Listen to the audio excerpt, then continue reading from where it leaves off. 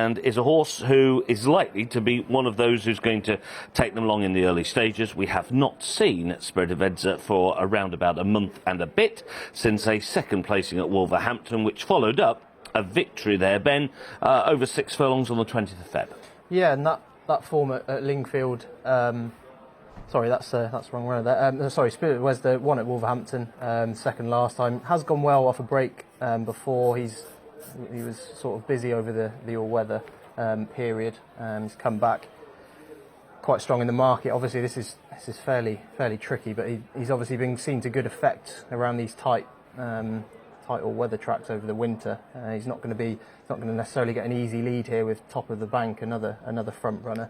So I suppose it probably looks short enough, but he's coming back. They freshened him up off 62 days off. So and a stiff finish over 5 is probably the sort of thing that he wants. So I can see why he's prominent in the market. I wouldn't be getting stuck into him at 5-2 myself, I don't think. Last time we saw him on turf was back in August of last year. That was over 5 furlongs at Beverley, when although he finished only 6 of 11, he was only beaten a length and a half in a bunch finish in a race won by Sandra's Secret. So again, indication that he's a horse who can handle an undulating track. Your second favourite at 100-30. In fact, they've now flip-flopped the second and third favourites. Now, second favourite is number 5, Flicker's Boy.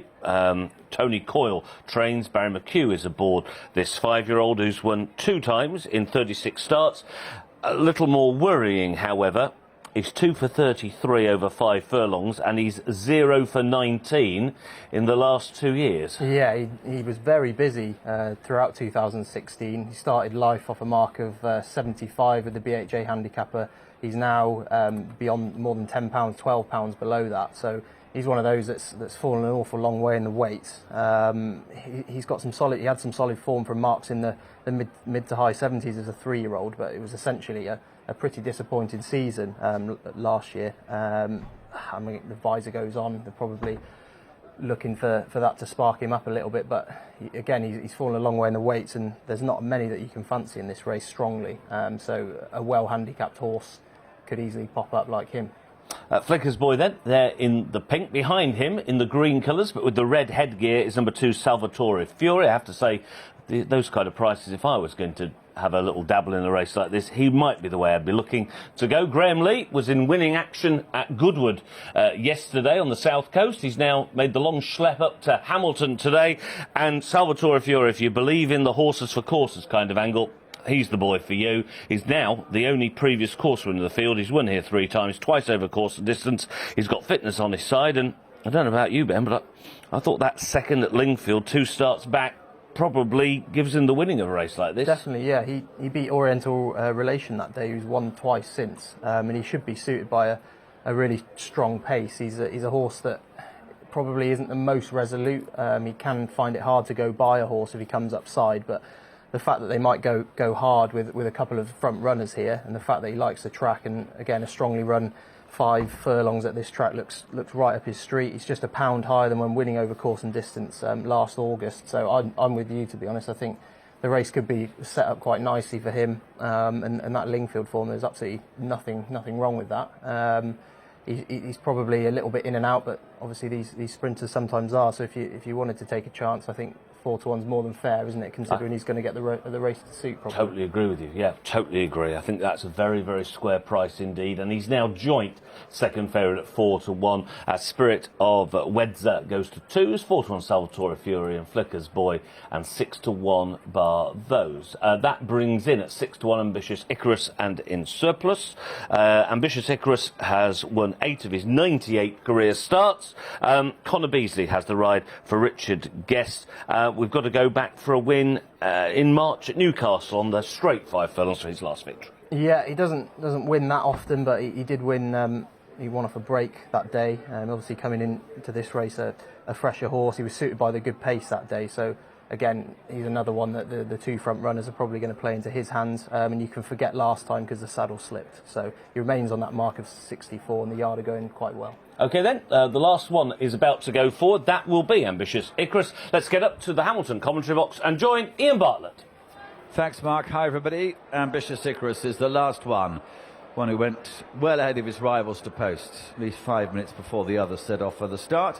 blindfold on. He's doing his best to shut the door so he can't get into that starting gate. So take him back and level him up again.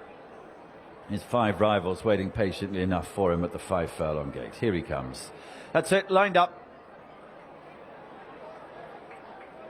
They're off. A race with 5 furlongs in front of them. Ambitious Icarus is the last one to get going. The black jacket of Top of the Bank, and with the noseband on the right, Spirit of Wedza are the first 2 to show. In blue and yellow is In Surplus.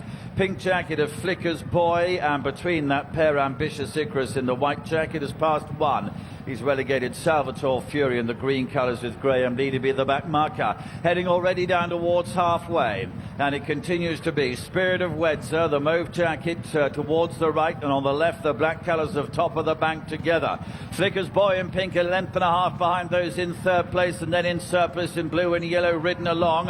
Heading up now towards the last furlong. Still Top of the Bank and Spirit of Wedza together. Flicker's Boy behind those 2 lengths away in 3rd place. Spirit of Wedza now and Joe Doyle have the lead as they enter the last 100 yards. Top of the Bank in 2nd place, but it's Spirit of Wedza who wins. 2nd tight.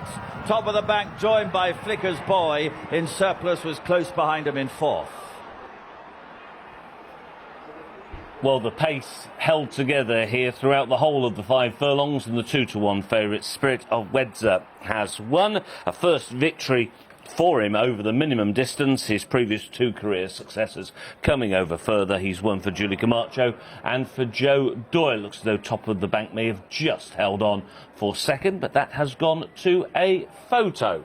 We'll take a look at it right from the start, and they have gone, I thought, hard enough here, but the pace has held together. Yeah, I thought this was going to set it up nicely for a closer, because they didn't seem to be hanging about as we thought. Top of the Bank and Spirit of Wedza have both torn off in front, and they really didn't seem to be hanging about. And for all that this isn't probably, it's not the strongest race in the world, the fact that if the time ends up being good, the fact that Spirit of Wedza has stuck on in there, albeit he's got the rail to help him, he's probably quite a good performance from him, I'd imagine, up there with his best for over the last couple of seasons. Anyway, as you see here, Ambitious Icarus came under pressure quite early, and so did In Surplus. In Surplus stuck on quite well. I thought that was fairly encouraging from him compared to some of his recent efforts. You see here, he's not really knocked about. After he's outpaced, just gets a little crack there, and then he's flying at the death, isn't he? Really, so